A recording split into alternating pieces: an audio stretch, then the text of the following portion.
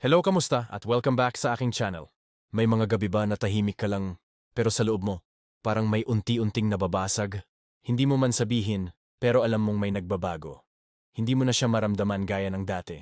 Hindi na kayo nagtatawanan gaya noon, at kahit magkasama pa kayo, parang may dingding na nakaharang sa pagitan yung dalawa. Ganito talaga ang mga bagay kapag malapit ng matapos. Hindi laging may sigawan, hindi laging may malaking eksena. Minsan, tahimik lang ang katapusan.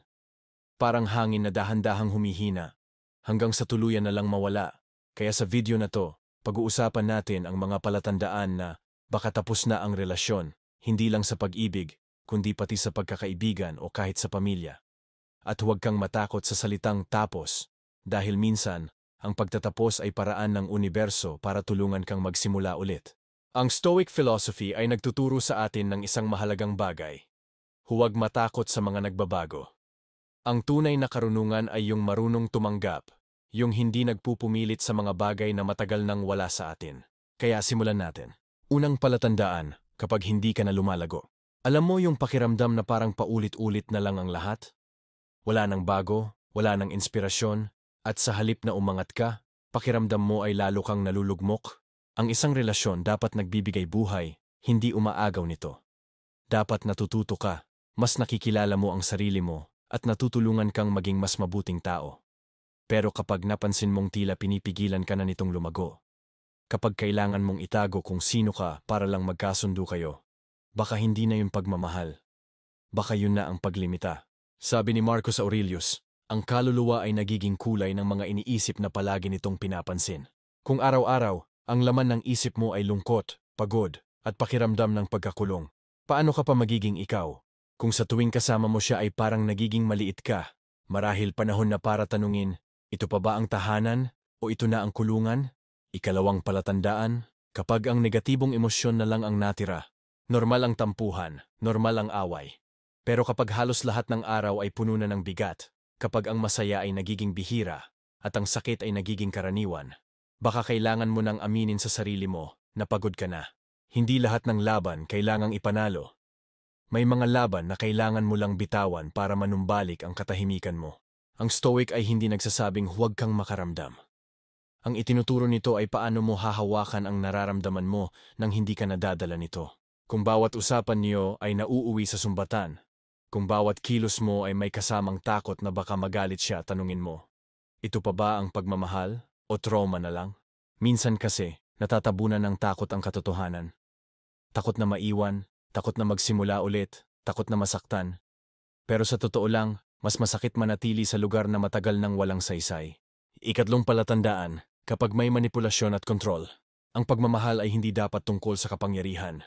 Hindi ito dapat sino ang tama o sino ang mas may kontrol. Kung kailangan mo laging humingi ng permiso para maging masaya. Kung pakiramdam mo ay sinusukat bawat galaw mo. Kung palaging ikaw ang mali at siya ang tama, hindi yan pagmamahal. Ang pagmamahal ay nagbibigay kalayaan, hindi kinukulong. Sabi ni Epictetus, hindi mo hawak ang kilos ng iba, pero hawak mo kung paano ka tutugon. At minsan, ang pinakamatapang mong tugon ay ang lumayo. Hindi dahil sumuko ka, kundi dahil pinili mong huwag nang magpakatanga sa pag-asang babaguhin ng pag-ibig, ang taong ayaw naman talagang magbago. Kapag ang isang relasyon ay mas nakakasakal kaysa nakakapagpalaya, panahon na siguro para alalahanin kung sino ka bago mo siya nakilala. Dahil ang totoong pagmamahal, hindi dapat binubura kung sino ka, dapat lalo ka nitong pinapalinaw. May mga relasyon na hindi naman bigla ang sumasabog. Minsan unti-unti lang silang nauupos. Isang araw, mapapansin mo na lang mas madalas ka nang huminga ng malalim bago ka magsalita. Mas madalas ka nang tahimik, hindi dahil kalmado ka, kundi dahil pagod ka nang magpaliwanag. Ikaapat na palatandaan, kapag ang stress at pag-aalala ang lagi mong kasama. Alam mo yung pakiramdam na dapat siya ang sandalan mo? Pero siya rin pala ang dahilan kung bakit hindi ka mapakali. Na tuwing may message siyang dumadating, hindi excitement ang nararamdaman mo, kundi kaba. Dati ang tawag niya ay nagpapangiti sa'yo. Ngayon, parang paalala na naman ng problema. Ang relasyon, dapat nagbibigay katahimikan, hindi kaba. Dapat tinutulungan ka nitong harapin ang mundo, hindi lalong ginugulo ang isip mo. Kung tuwing may usapan, ay parang nilalakasan mo ang loob mo, para lang hindi masigawan o masumbatan. Baka hindi ka na minamahal, baka tinitiis ka na lang. Sabi ni Seneca, ang isip na laging balisa ay hindi kailanman magiging malaya, At paano ka magiging malaya kung bawat araw mo ay puno ng takot at pagdududa? Ang Stoicism ay nagtuturo na ang tunay na kapayapaan ay nagsisimula sa loob. Pero hindi ito mabubuo kung may taong araw-araw na binabasag ang kalma mo. Ikalimang palatandaan, kapag wala ng respeto. Ito ang isa sa mga pinakapundasyon ng kahit anong relasyon respeto. Kapag nawala ito, kahit gaano pa kalaki ang pagmamahal, mabubulok din ang lahat. Hindi kailangang sigawan ka para masabing walang respeto. Minsan, sapat na ang mga maliliit na pangungutya, ang hindi pakikinig, o ang paulit-ulit na pagwawalang bahala sa nararamdaman mo. Ang taong tunay na nagmamahal, marunong makinig, hindi siya palaging tama. At kapag nakikita mong parang wala na siyang pakialam kung nasasaktan ka, tandaan mo ito. Ang katahimikan ng isang taong nawalan ng respeto ay mas malakas pa minsan kaysa sa sigaw ng galit. Sa Stoic philosophy, ang respeto ay hindi lang para sa iba, kundi una sa sarili. Kung patuloy mong hinahayaan na bastusin ka, pinapayagan mo ring mawala ang dangal mo. At wala nang mas mabigat kaysa sa pakiramdam na ikaw na mismo ang nagbitaw sa sarili mong halaga. Kapalit ng relasyon na hindi na gumagalang sa'yo. Ika-6 na palatandaan, kapag nabubuhay ka na lang sa ilusyon, minsan, hindi mo agad matatanggap na tapos na. Kaya ang ginagawa mo, binubuhay mo sa alaala ang taong hindi na naman bumabalik sa dati. Umaasa ka pa rin, pinipilit mong maniwala na babalik din yung dati. Kahit sa totoo lang, ilang beses mo nang nakitang hindi na. Ang totoo, mas mahirap kalabanin ang ilusyon kaysa sa katotohanan. Dahil ang ilusyon maganda, mapangakit. Pero ang katotohanan, masakit pero siya rin ang tanging magpapalaya. Sabi ni Marcus Aurelius, huwag mong sayangin ang oras mo sa pagnanais ng mga bagay na hindi mo na makokontrol. Kung hindi mo nahawak ang puso ng tao, tanggapin mo. Hindi dahil mahina ka, kundi dahil marunong ka nang pumili kung saan mo ilalagay ang iyong lakas. Hindi ka nabigo dahil sumuko ka. Nabigo ka dahil mas pinili mong magmahal kahit nasasaktan. At doon, may karangalan. Pero darating din ang oras na kailangan mong ibalik ang pagmamahal na yon sa sarili mo naman. Ika-7 palatandaan, kapag kailangang isuko ang mga pinakamahalaga mong paniniwala. May mga relasyon na nagtuturo sa iyo ng kompromiso. Pero may mga relasyon din na gusto kang baguhin sa paraang hindi na ikaw ang nakikita sa salamin. Kung kailangan mong talikuran ang mga paniniwala mo para lang magkasundo, hindi na yun pagmamahal, kundi pagsuko. Ang Stoic philosophy ay nagtuturo ng integridad ang paninindigan sa tama kahit walang pumapalakpak. Kasi kapag binitiwan mo ang mga prinsipyo mo para lang manatili sa isang relasyon, mawawala rin ang respeto mo sa sarili. At kapag wala ka ng respeto sa sarili mo, anong klaseng pagmamahal pa ang maibibigay mo sa iba? Kaya kung pakiramdam mo ay kailangan mong itago kung sino ka, kung kailangan mong magpanggap para lang manatili sa piling niya, baka panahon na para bumalik sa sarili mong tahanan. Ang tahanan ay hindi lang lugar. Ito ay estado ng kaluluwa kung saan ka totoo at payapa. Ganito kasi yun. Hindi lahat ng relasyon kailangang ipilit. Hindi mo kailangang manatili sa lugar na hindi ka na pinapahalagahan. Dahil ang pananatili doon ay unti-unting pagpatay sa sarili mong kaligayahan. At kahit gaano mo siya kamahal, tandaan mong may mas mataas na anyo ng pagmamahal, ang pagmamahal na hindi nagpapahamak, kundi nagpapalaya. Minsan, hindi mo mapapansin agad na ubos ka na. Mapapansin mo lang kapag biglang naging tahimik ang mundo mo. At sa unang pagkakataon, walang sumigaw, walang argumento, walang luha. Tahimik lang. At dun mo mararamdaman, ganito pala ang kapayapaan. Ika-8 palatandaan. Kapag ikaw na lang ang laging nagbibigay. Sa isang relasyon, hindi mo kailangang bilangin kung sino ang mas nagbibigay. Pero mapapansin mo yan kapag palagi kang nauubos. Ikaw ang unang humihingi ng tawad, kahit hindi naman ikaw ang may mali. Ikaw ang laging umaabot habang siya parang laging abala. Hindi mo namamalayan, nauubos ka na. Kasi paulit-ulit mong pinipilit magbigay sa isang taong hindi marunong tumanggap ng may pasasalamat. Ang pagmamahal ay hindi dapat gawing utang. Hindi ito paligsahan kung sino ang mas nagsakripisyo. Pero kapag ikaw na lang ang may effort, ikaw na lang ang umaasa, at ikaw na lang ang lumalaban, baka panahon na para itanong, may laban pa ba talaga o ako na lang ang lumalaban mag-isa? Sabi ni Seneca, ang tunay na kabaitan ay hindi sukatan ng kahinaan. Minsan, ang pinakamabait ay siya ring pinakadarang sa sakit. Kaya alalahanin mo kung napagod ka, hindi ibig sabihin mahina ka. Ibig sabihin lang, sobra mong ibinigay ang sarili mo, at oras na para ibalik yun sa'yo. Ika-9 na palatandaan. Kapag may anumang uri ng pang-aabuso, ito na yung linya na hindi kailanman dapat tawirin. Physical man, emosyonal, o psikolohikal, ang pang-aabuso ay hindi kailanman dapat ipaliwanag o palusutin. Walang dahilan, walang baka magbago pa, walang baka ako naman ang may kasalanan. Walang sino man ang karapat-dapat saktan, lalo na ng taong sinasabing nagmamahal.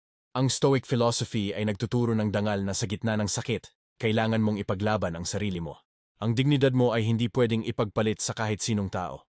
At kung may nananakit sa'yo, tandaan mo, hindi mo kailangang manatili para patunayan na matatag ka. Ang tunay na tapang ay yung marunong lumayo sa panganib. Hindi yung patuloy na lumalaban habang binabasag ang kaluluwa mo araw-araw. Ika-10 palatandaan kapag hindi na kayo marunong mag-usap. Ang komunikasyon ay parang hangin sa relasyon, hindi mo laging napapansin.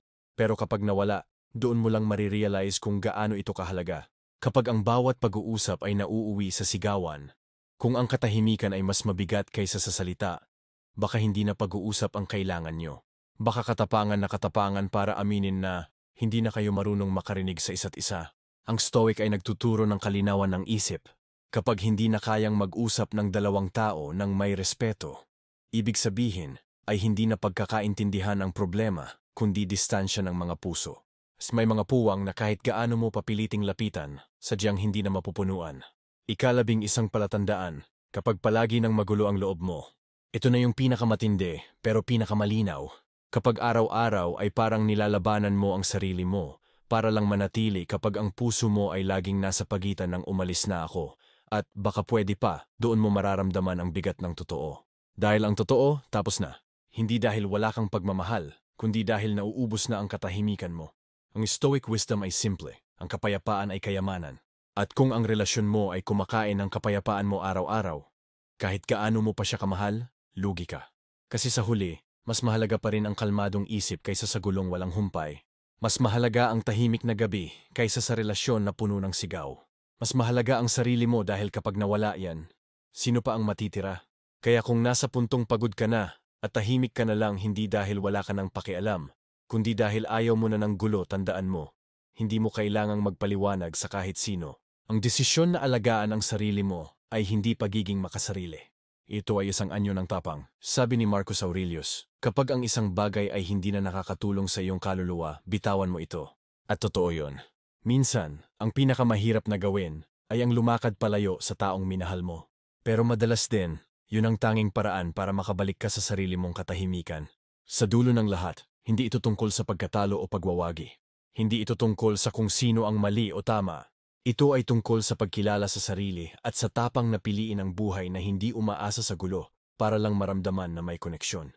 Ang mga relasyon, tulad ng mga panahon, ay may simula at may wakas. At tulad ng Stoic na pananaw, kailangan nating tanggapin ang bawat yugto ng may karunungan, hindi galit. May paggalang, hindi puot.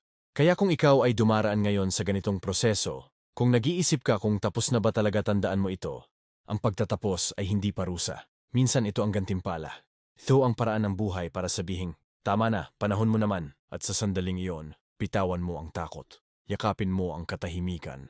Dahil sa bawat bagay na tinatapos mo ng may dangal, may panibagong simula na naghihintay tahimik, payapa, at totoo.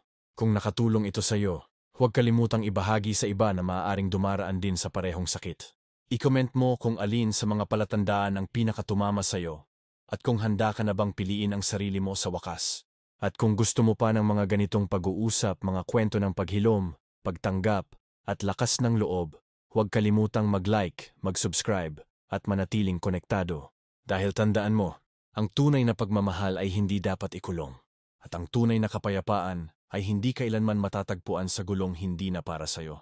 Kaya kapag dumating ka sa puntong iyon, yung tahimik pero buo, yung wala na siya pero payapa ka na, doon mo marirealize, hindi ka talaga nawala. Sa wakas, ikaw na ulit ang natagpuan mo. Quick lang. Bago makalimutan, i-comment mo kung saan ka nanonood. Gusto ko makita kung saan umaabot tong channel na to.